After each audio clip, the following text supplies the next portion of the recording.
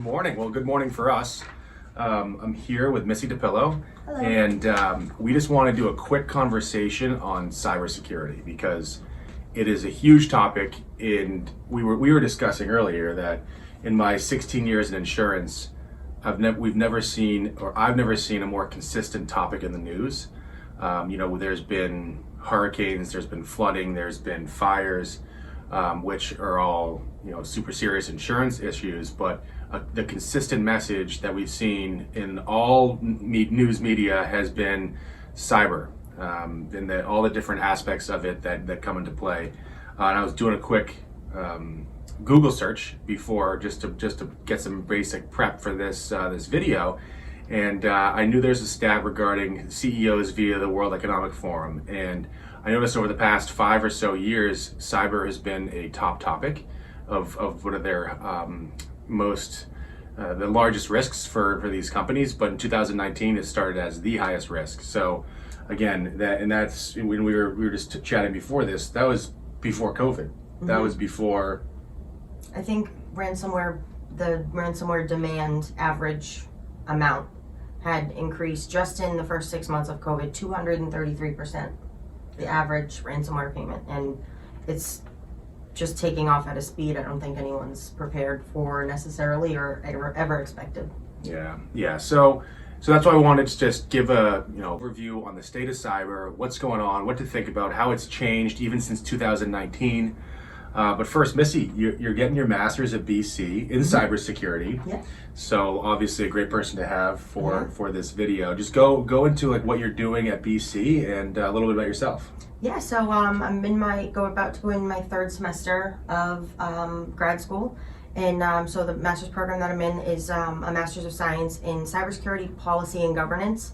And the way I like to describe it is it's kind of the bridging the gap between IT and management. And then I started here actually before I had even applied to this program, not knowing much about insurance. I always knew I wanted to go into cybersecurity. Just from a young age, I always looked at technology as a useful skill, so I just kind of kept with it. And when kind of life collided with cyber insurance and then also my passion of cybersecurity before DG became a part of my life. Yeah. It's just like the way they've kind of braided themselves together is unreal to me. Yeah, it's fun. It's couldn't fun. Really ask for more. And it's also fun to see the passion that you have just with random conversations about the news and about a new hack and about from the Colonial Pipeline to CNA having their huge ransomware issue. So we're gonna jump into some questions. So I was just thinking to myself, what does a business owner want to hear? What do they? What should they know? And Missy's gonna fill us in. So cyber, like we were talking about, since 2019, cyber risks have certainly evolved. And so what are you seeing new in the marketplace over the past 2 years that's different from pre-2019? Yeah, so I've seen carriers have far less hesitation to non-renew clients mainly for their internal controls. The biggest one I'm seeing right now is not having multi-factor authentication implemented within your organization.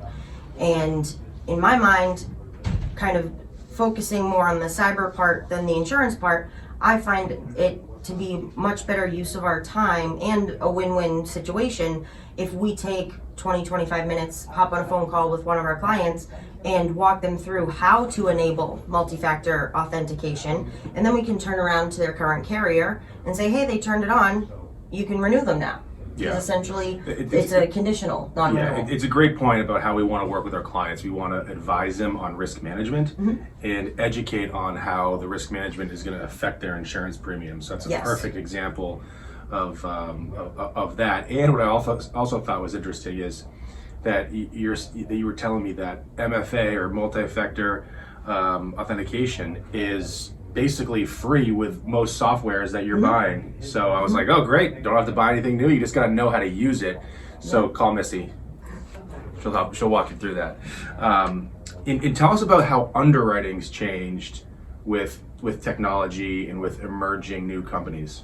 Yes, I've seen it. The underwriting application process kind of diverge.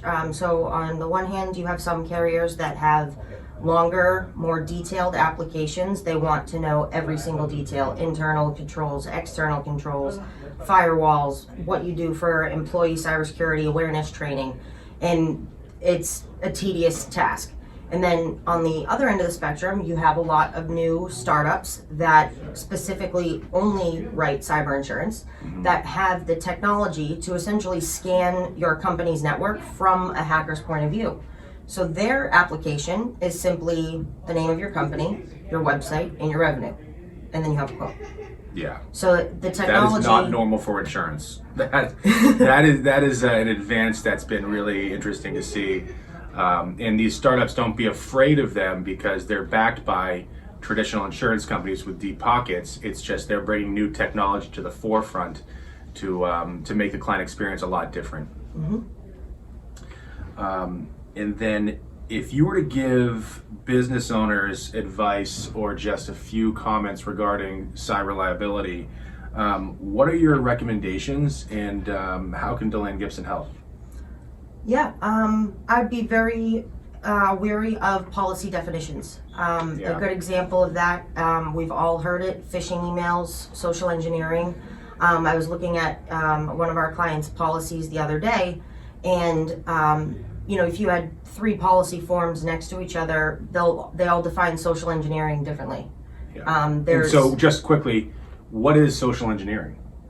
Social engineering is the fraudulent misleading of an insured to transfer financial information or actual money to a party that has disguised themselves as something else. Yeah, so we talk about it internally as cyber fraud.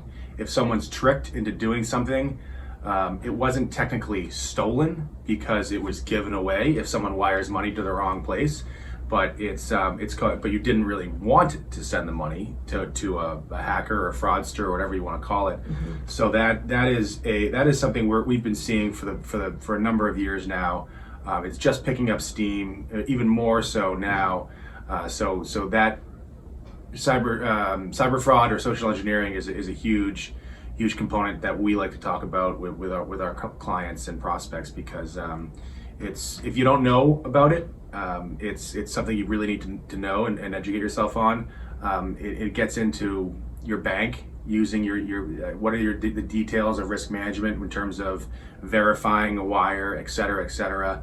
Won't get into that now, but that's something that some people are very, very good at. But if you're not aware of it, you should certainly educate yourself and call DeLane Gibson. We can walk you through best practices around that. Absolutely. And then going back to some of the new tech companies that are doing cyber, it's pretty exciting to see how their method of approaching risk is similar to the Gibson Risk Improvement Planning, or GRIP, which is our process of managing risk. A lot of them have added, extra benefits and tools to lower your risk. Can you go into that a little bit and explain what's out there in the market right now? Sure. So cyber policies have increasingly been, like you said, these added risk management tools. So with your purchase of a cyber policy, you're not only getting, top of the line coverage from us anyways, but you're also getting added IT tools that will inherently lower your risk, including employee cybersecurity awareness training, phishing campaigns for your employees, dark web monitoring for your company's credentials. What's the other one? On-device ransomware monitoring.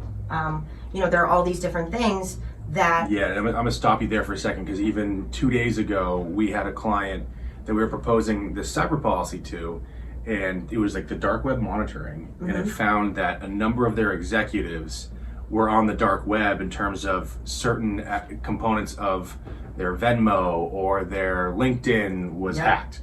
And it was just like mind-blowing that we got this information and was able to share that with the client. So there's a lot of cool stuff out there. Yeah, I haven't had this happen to me personally, but I have heard from carriers many instances where their technology that they use in their application process is literally so good that they'll be putting a proposal together for a prospective client and actually find out that they're infected with malware and have to go back to their prospect and say, hey, by the way, you need to let your carrier know that you have a breach.